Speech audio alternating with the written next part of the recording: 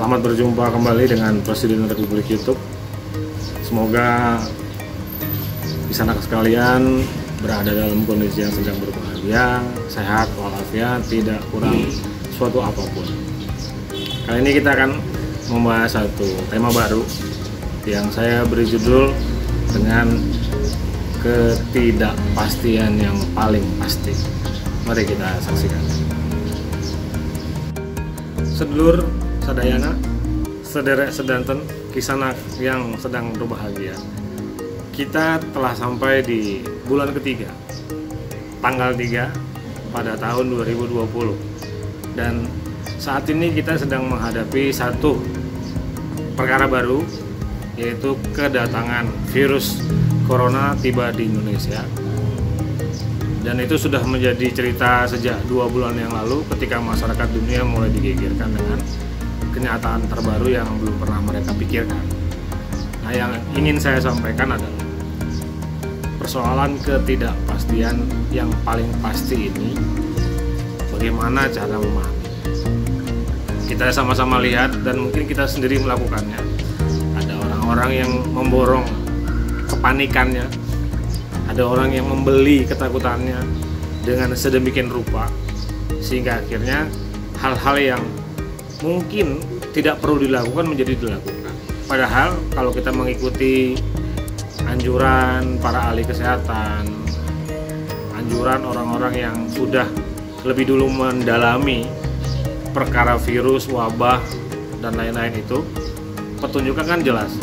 Orang-orang yang memakai masker adalah orang-orang yang sedang tidak sehat, atau orang-orang yang tidak boleh berkeliaran kemana-mana itu orang-orang yang sedang dalam kondisi tidak baik secara tubuh.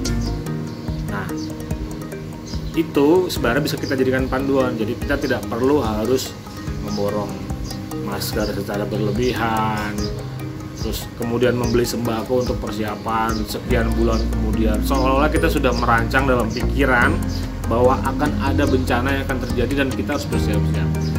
Ini salah atau enggak? Ya tidak salah juga tidak benar.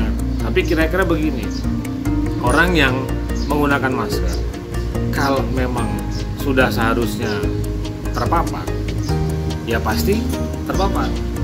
Orang yang tidak pakai masker, kalau memang terpapar, ya terpapar. Nah, saya ingin mengajak teman-teman sekalian untuk berpikir dengan cara yang lain.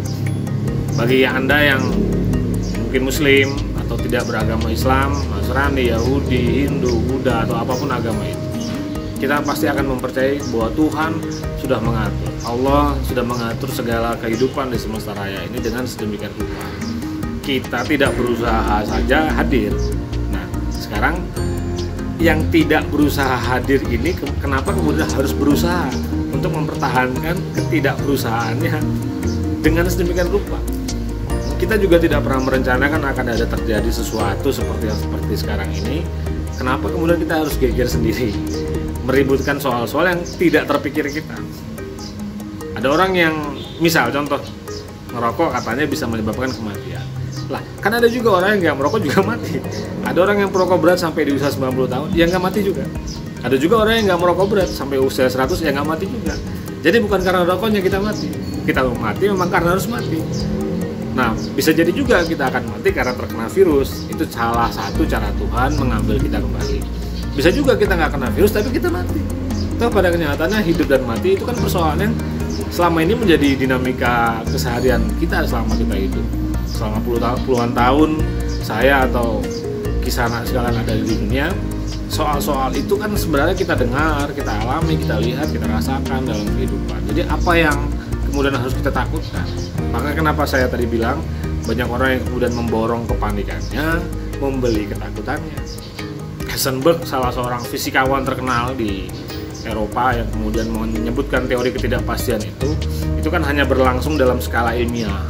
Teori fisika kuantum yang dikeluarkan oleh Einstein, dikoreksi dengan teori Dawai, string dan lain-lain, itu kan hanya untuk merespon kerangka ilmiah. Nah, saya ingin menyederhanakannya menjadi khasanah kehidupan yang bisa kita pakai.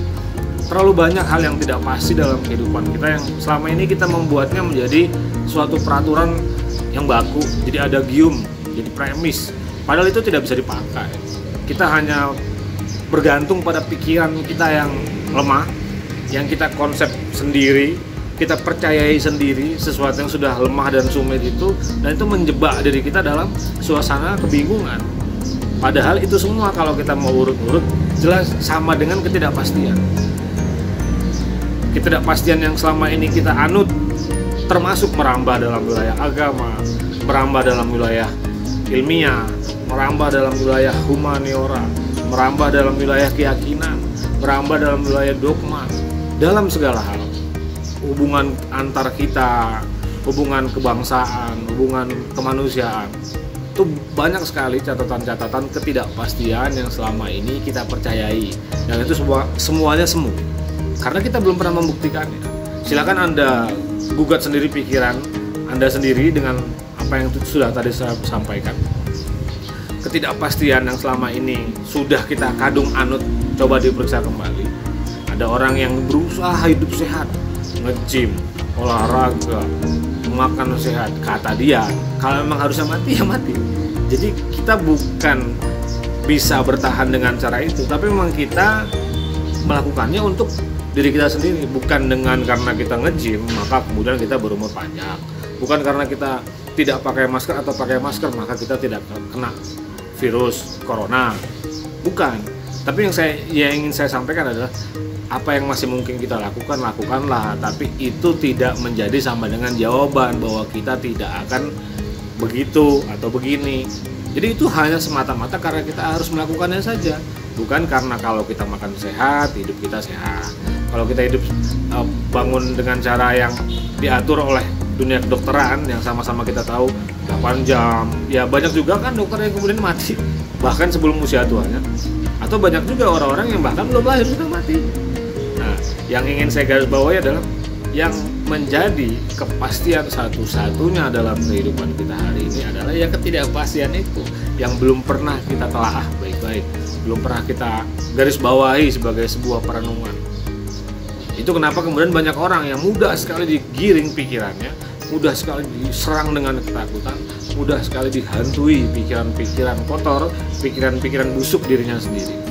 Kita bisa lihat tanpa saya bermaksud menghakimi orang-orang yang mungkin punya kelebihan secara material, terus kemudian memborong bahan makanan kemana-mana untuk dikumpulkan di rumahnya. Itu perbuatan apa kira-kira? Menurut Anda sekalian itu perbuatan apa? Sementara banyak orang di luar sana yang kita tahu secara ekonomi kurang mampu, bahkan untuk makan hari ini saja dia tidak bisa. Nah, karena itulah saya ingin menegaskan sekali lagi, pastian yang menjadi hal yang paling pasti yang bisa kita renungi adalah bagaimana kita mengelola hidup ini dengan cara yang tidak sok tahu. Kita seolah-olah lebih mengerti daripada yang mengatur kehidupan di jagat raya ini. Padahal kita ini sama-sama lemah. Kita ini sama-sama nggak berdaya.